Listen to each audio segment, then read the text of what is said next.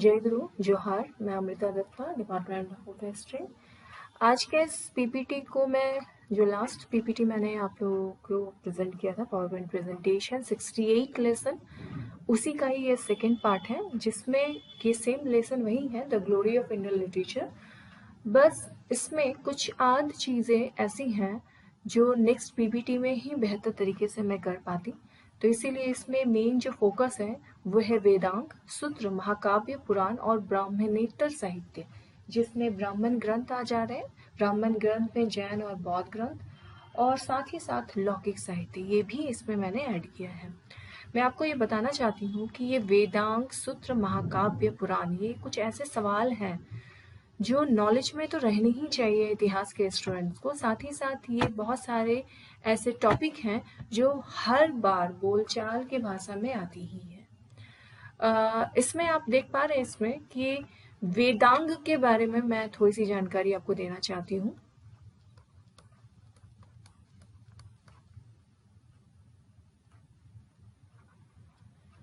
वेदों को भली भांति समझने के लिए 6 वेदांगों की रचना की गई। शिक्षा, ज्योतिष, कल्प, व्याकरण, निरुक्त और छंद, ये वेदों के शुद्ध उच्चारण तथा याग्रदी करने में सहायक होती है। यानी कि मैं आपको ये बता दूं कि वेद, जो 4 वेद हम लोगों ने आपको बताया था कि जो 4 वेद हैं उसके बारे में और विस्तार से जानने के लिए वेदांग बनाई गई, और वेदांग में शिक्षा, ज्योतिष, कल्प, व्याकरण, निरुक्त और छंद है। और मैं आपको ये भी बता दूं कि ये सबकी अलग अलग भूमिका है, जिसके बारे में मैं आगे के स्लाइड में आपको बताऊंगी। इसी प्रकार वैदिक साहित्य को अनुगण बनाए रखने के लिए सूत्र साहित्य का प्रणयन किया गया है, यानी कि इसका भी एक विधान बनाया गया है, और इसी से ही आपको पूरे वेदांग की जानकारी मिल पाएगी। साथ ही साथ मैं आपको ये भी बताना चाहूंगी कि स्रोत गृह तथा धर्म सूत्र, स्रोत, गृह तथा धर्म सूत्र के अध्ययन से हम यज्ञ विधान, यानी कि यज्ञ संबंधी यज्ञ विधि विधान, इसका हम दूसरा वर्ड भी यूज कर सकते, कर्म कांडों तथा राजनीति, विधि एवं व्यवहार से संबंधित अनेक महत्वपूर्ण बातें ज्ञात करते हैं। किससे करते हैं? स्रोत, गृह तथा धर्म सूत्रों से। ऋग्वेद से लेकर सूत्रों तक के संपूर्ण वैदिक वाङ्मय का काल ईसा पूर्व 2000 से लेकर 500 के लगभग तक सामान्य तौर से स्वीकार किया जा सकता है। नेक्स्ट स्लाइड में मैं आपको बताऊंगी कि महाकाव्य क्या है, और महाकाव्य के बारे में, हालांकि सबको पता है कि 2 महाकाव्य है, रामायण और महाभारत, तो इसी के बारे में और विस्तार से हम लोग इस स्लाइड में चर्चा करेंगे। वैदिक साहित्य के बाद भारतीय साहित्य में रामायण और महाभारत नामक 2 महाकाव्यों का समय आता है। मूलतः इन ग्रंथों की रचना ईसा पूर्व 4वीं शताब्दी में हुई थी तथा इनका वर्तमान स्वरूप क्रमशः 2री व 4वीं शताब्दी ईस्वी के लगभग निर्मित हुआ था। इससे हमें हिंदुओं तथा यवनों का शकों के संघर्ष का विवरण प्राप्त होता है। याद रखिएगा, हिंदुओं, यवनों और शकों के संघर्ष का विवरण प्राप्त होता है। किससे प्राप्त होता है? महाकाव्यों से। इसमें पवन देश तथा शकों का नगर कुरु तथा मद्र देश और हिमालय के बीच स्थित बताया गया है। इससे ऐसा प्रतीत होता है कि उन दिनों यूनानी तथा सिधियन लोग पंजाब के कुछ भागों में बसे हुए थे। महाभारत की रचना वेद व्यास ने की थी, जिसके बारे में सबको पता है, और इसमें भी शक, यवन, पारसिक, हून आदि जातियों का उल्लेख मिलता है। साथ ही साथ मैं कुछ चीजों को और इसमें जिक्र करना चाहूंगी कि जो भारत के संपूर्ण धार्मिक साहित्य ये इन दोनों का महाकाव्यों का अत्यंत आदरणीय स्थान रहा है और इसके अध्ययन से हमें प्राचीन हिंदू संस्कृति के विविध पक्षों का सुंदर ज्ञान प्राप्त हो जाता है और इन महाकाव्यों द्वारा प्रतिपादित आदर्श तथा मूल्य सार्वभौम मान्यता रखते हैं। यानी कि उसको बहुत सारी चीजें ऐसी हैं जो सम्मति से की गई है। रामायण हमारा आदि काव्य है जिसका रचना महर्षि वाल्मीकि ने की थी। मैं इसमें और कुछ चीजें ऐड की हूँ कि इससे हमें हिंदुओं तथा यवनों और शकों के संघर्ष का आपको विवरण प्राप्त हुआ है। किससे? महाकाव्य से। इसमें यवन देश तथा शकों के नगर कुरु तथा मद्र देश के हिमालय के बीच के स्थिति को बताया गया है। इस महाकाव्य में ऐसा भी प्रतीत हुआ है कि उन दिनों यूनानी तथा सीथियन लोग पंजाब में आके बस गए थे और साथ ही साथ महाभारत का रचना वेद व्यास ने तो की ही थी, लेकिन इसमें शक, यवन, पारसिक, हूण आदि जातियों का भी काफी उल्लेख मिलता है। महाकाव्यों में जिस समाज का संस्कृति का चित्रण होता है उसका उपयोग उत्तर वैदिक काल के अध्ययन में भी किए गए हैं। ये कुछ ऐसी चीजें हैं जो अक्सर हमारे हर एक विषयों में आता है कि इनके बारे में और विस्तार से थोड़ी सी आप बातें बताएं।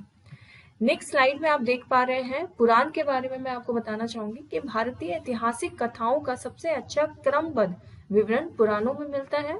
पुराणों के जो रचयिता है वो लोमहर्ष तथा उसके पुत्र उग्र सर्वा माने जाते हैं। मैं आपको बताऊं ये कॉम्पिटिटिव एग्जाम में भी ये सवाल रहते हैं और इनकी संख्या 18 है। अधिकांश पुराणों की रचना 3री-4थी शताब्दी ईस्वी में की गई थी। और इसमें और एक चीज है कि इसमें जो सर्वप्रथम जो विद्वान थे जिसका नाम मैं आपको लिखना चाहूंगी, लिख के आप देख पा रहे हैं, पार्जिटर एक ऐसे विद्वान थे जिसका इंग्लिश में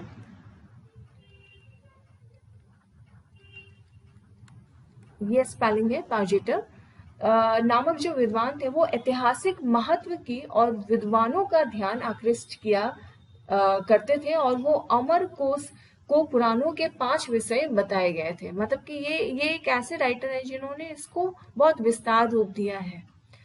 साथ ही साथ अमर कोश में पुराणों को, ये आप देख पा रहे होंगे यहाँ पर लिखी हुई है, अमर कोश के पुराणों में आप 5 विषय बताए गए हैं। जैसे कि पहला विषय है सर्ग अर्थात जगत की सृष्टि, दूसरा है प्रतिसर्ग अर्थात प्रलय के बाद जगत का पुनः सृष्टि। ये आप लोगों को कुछ अलग चीजें समझने को मिलेगी पुराणों में। तीसरा है वंश अर्थात ऋषियों तथा देवताओं की वंशावली। चौथा है मनवंतर अर्थात महायुग और 5वां है वंशानुचरित अर्थात प्राचीन राजकुलों का इतिहास आपको पुराणों में देखने को मिलेगा।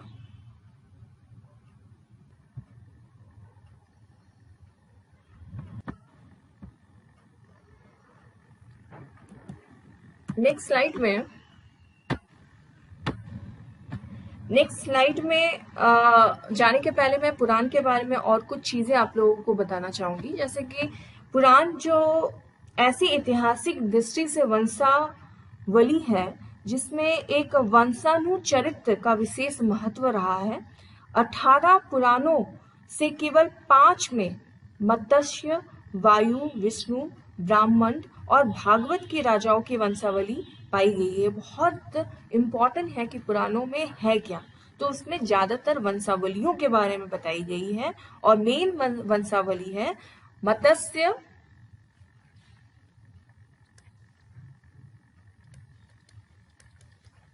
वायु, विष्णु, ब्रह्मांड और भागवत। इनमें मत्स्य पुराण जो है, मत्स्य पुराण में सबसे अधिक प्राचीन एवं प्रमाणिक है। पुराणों की भविष्य शैली में कली युग के राजाओं की तालिकाएं भी दी गई हैं, ये भी याद रखिएगा।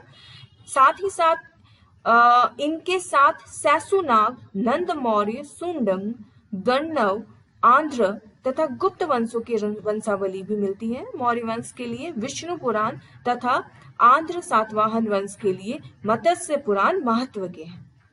इसी प्रकार वायु पुराण में भी गुप्त वंश की साम्राज्य सीमा का वर्णन तथा गुप्तों की शासन पद्धति का भी कुछ विवरण हमारे टेक्स्ट बुक में है। सामाजिक और सांस्कृतिक दृष्टि से अग्नि पुराण का काफी महत्व है, जिसमें राजतंत्र के साथ साथ कृषि संबंधी विवरण भी दिया गया है। इस प्रकार पुराण प्राचीन काल से लेकर गुप्त काल के इतिहास से संबंधित अनेक महत्वपूर्ण घटनाओं का परिचय कराते हैं। 6ठी शताब्दी ईस्वी पूर्व के पहले के प्राचीन भारतीय इतिहास के पुनर्निर्माण के लिए तो पुराण ही एकमात्र स्रोत रहे हैं। ये इसका पूरी तरह से इतिहास पुराणों के बारे में मैंने आपको बताया। नेक्स्ट स्लाइड में आप देख पा रहे हैं धर्म सूत्र, यानी कि इसको मैं धर्मशास्त्र की संज्ञा दे रही हूँ। इसमें आप देख पा रहे हैं कि धर्म सूत्र स्मृति, भाष्य, निबंध आदि को सम्मिलित रूप से धर्मशास्त्र बनाया गया है। इसे धर्मशास्त्र कहा जाता है। अगर आपसे ये पूछा जाए कि धर्मशास्त्र किसे कहते हैं, ये ऑब्जेक्टिव के ये में आता है, आपसे ऐसे में भी सवाल में पूछा जा सकता है कि धर्मशास्त्र किसे कहते हैं, तो आपका ये जवाब होगा कि धर्म सूत्र स्मृति, भाष्य, निबंध आदि को सम्मिलित रूप से धर्मशास्त्र कहा जाता है। धर्म सूत्रों का काल सामान्यतः ईसा पूर्व 500 से 200 के लगभग निर्धारित किया जाता है। आप स्तंभ, बौधायन तथा गौतम के धर्मसूत्र सबसे प्राचीन है। ये कुछ ऐसी चीजें हैं जो चीन में भी पढ़ी जाती हैं, जो हम लोग पढ़ते हैं। हम लोग काफी गॉड गिफ्टेड है कि ये हम ही लोग का देन है। धर्म सूत्रों में ही सर्वप्रथम हम वर्ण व्यवस्था का स्पष्ट वर्णन प्राप्त करते हैं तथा 4 वर्षों के अलग अलग कर्तव्यों का भी निर्देश मिलता है। कालांतर में धर्म सूत्रों का स्थान स्मृतियों ने ग्रहण किया।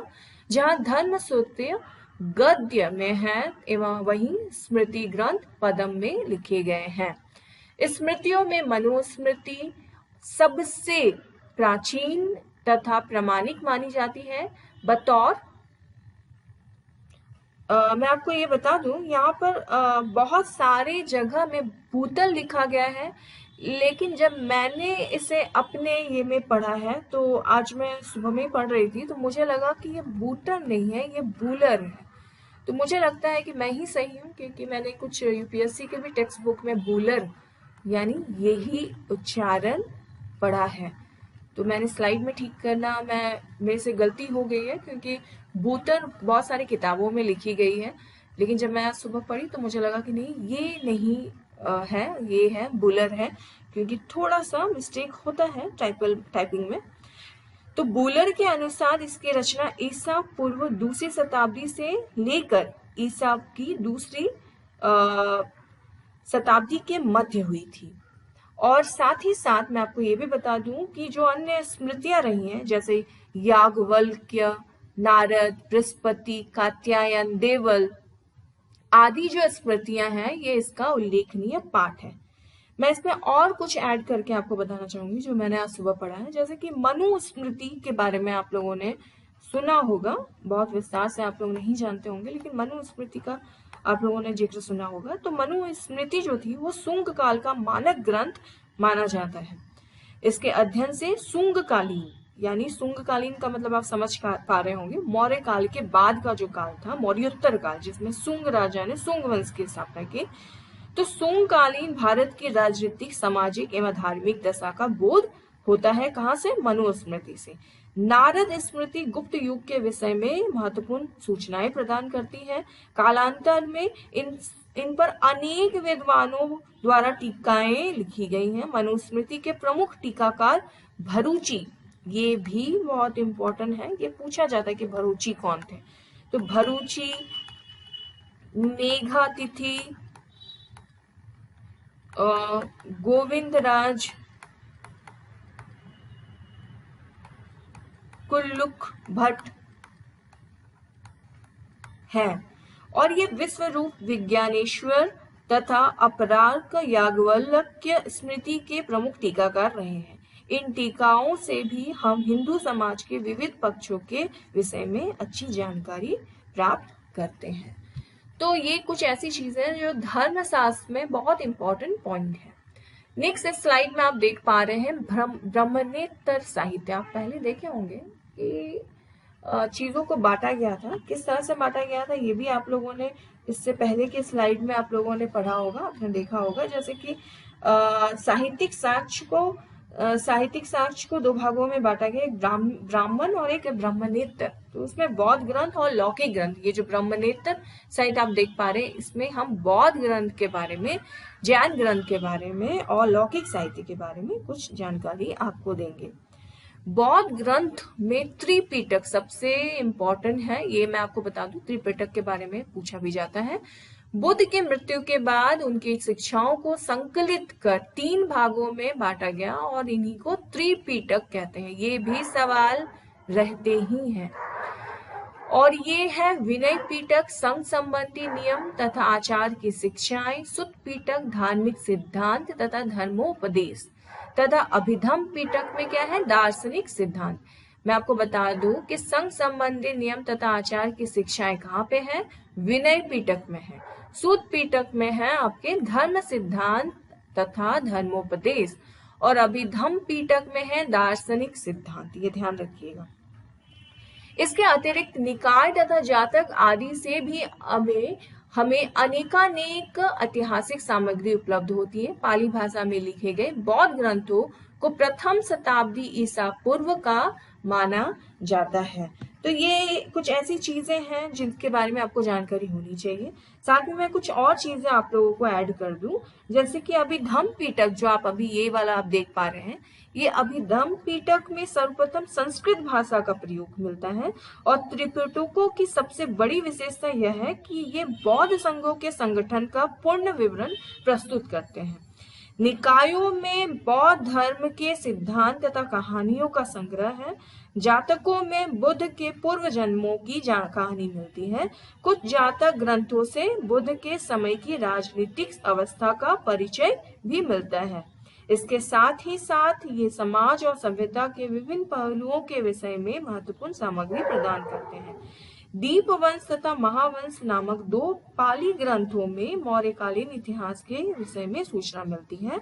पाली भाषा का एक अन्य महत्वपूर्ण ग्रंथ नागसेन तथा रचित मिलिंद पन्हो मिलिंद प्रश्न है, जिसमें आपने ये नाम आप लोगों ने देखा होगा, मिलिंद पन्हो, जिसको मिलिंद प्रश्न भी कहते हैं,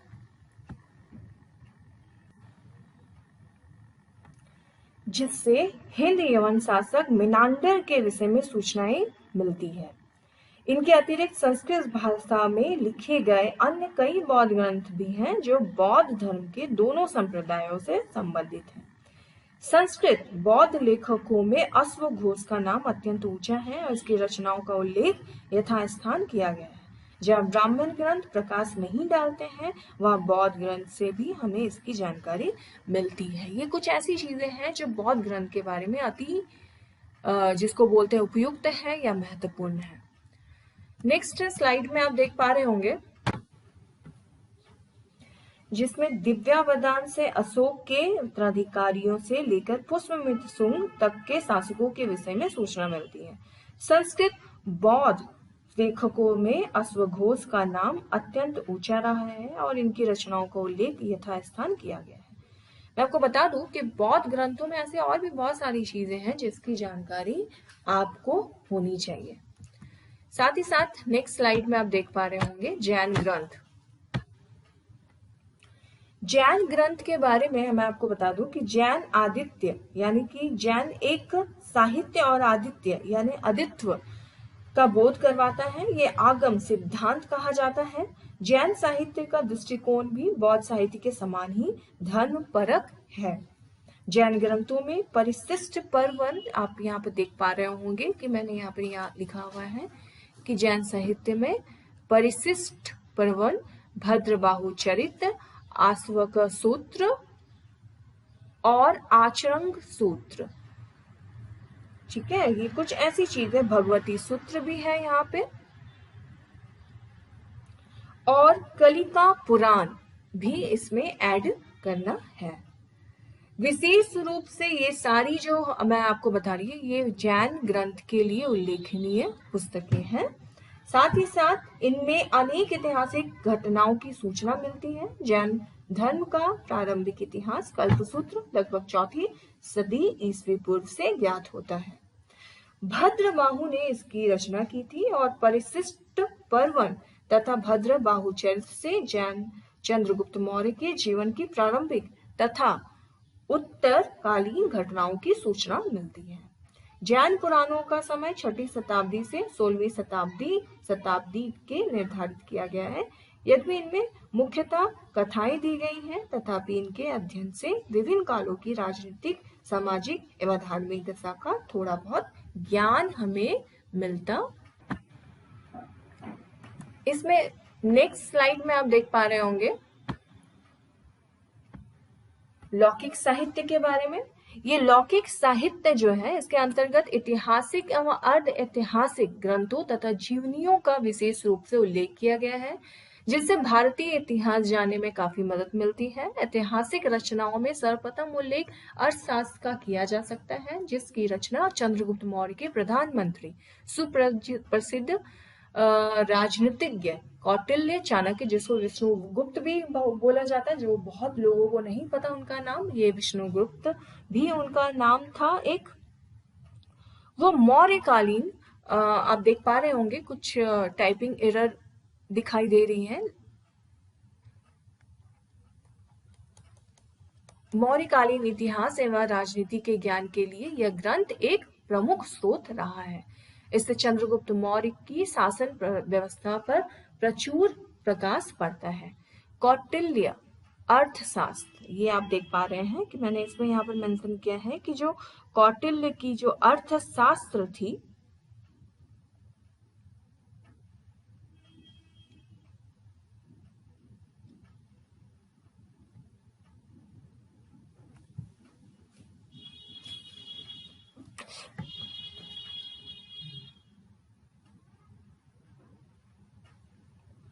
में इसका वर्णन किया गया है, और साथ ही साथ इनके सिद्धांतों को 7वीं 8वीं शताब्दी और कामनंदक ने अपनी नीति सार में संकलित किया है।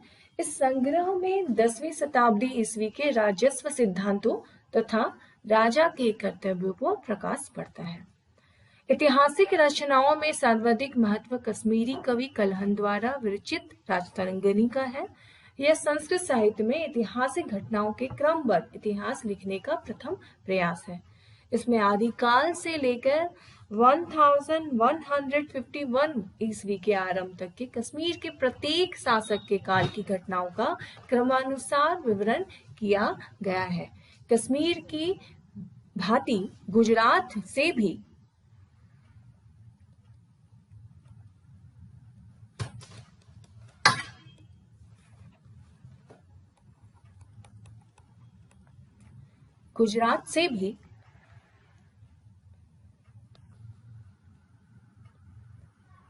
अनेक ऐतिहासिक ग्रंथ प्राप्त हुए हैं, और जिसमें सोमेश्वर कृत रममाला कृति कौमुदी मृतंग कृत प्रबंध चिनामणि राजशेखर कृत प्रबंध कोश आदि उल्लेखनीय है। इनके हमें गुजरात के चालुक्य वंश का इतिहास तथा इसके समय के संस्कृति का अच्छा ज्ञान प्राप्त होता है। आपको बता दूं कि जब आप घर पे वीडियो बनाते हैं तो आपकी पूरी फैमिली साथ में रहती है, फैमिली के साथ आपके बहुत सारे पेट साथ में रहते हैं, तो शायद उनकी आवाज़ या फिर उनका प्रॉब्लम्स जो बोलता है, जो क्लास लेता है, वो भी शायद पोर्ट्रे हो जाती है पीपीटी में। तो इसके लिए मैं माफ़ी मांगना चाहूँगी। ऐतिहासिक जीवनियों से आपको देखने को मिलेगा कि ऐतिहासिक जो जीवनियां हैं वो अश्वघोषकृत बुद्धचरित, बाणभट्ट का हर्षचरित और वाकपति का गौड़ वहु विल्हन का, ये कुछ ऐसी चीजें हैं जो अक्सर इतिहास में, जैसे कि जायनक कृत्य, पृथ्वीराज विजय आदि का विशेष रूप से उल्लेख मिलता है। तो आज के इस पावर पॉइंट प्रेजेंटेशन में इतना ही। मैं कोशिश करूंगी कि नेक्स्ट पावर पॉइंट प्रेजेंटेशन जब मैं बनाऊं तो सिर्फ और सिर्फ लौकिक साहित्य के बारे में ही आपको जानकारी दूं। अगर इस पावर पॉइंट प्रेजेंटेशन के माध्यम से अगर कोई भी एक्स्ट्रा आवाजें आपको दिक्कत दे तो इसके लिए मैं क्षमा प्रार्थी हूँ, क्योंकि जाहिर सी बात है कि एक प्रॉपर घर पे वीडियो बनाना प्रॉब्लम क्रिएट तो करता ही है, और बहुत सारी ऐसी चीजें होती हैं जिससे जो बोलने वाला स्पीकर होता है उन्हें भी दिक्कत होती है। तो अगर आपको और कोई प्रॉब्लम रहेगी तो मैं इस वीडियो को देख के एडिट करने की कोशिश करूंगी, और साथ ही साथ मैं कोशिश करूंगी कि इसकी और एक पीपीटी बनाऊं जिसमें सिर्फ और सिर्फ लौकिक साहित्य के बारे में मैं आपको बता पाऊं। धन्यवाद। जय गुरु।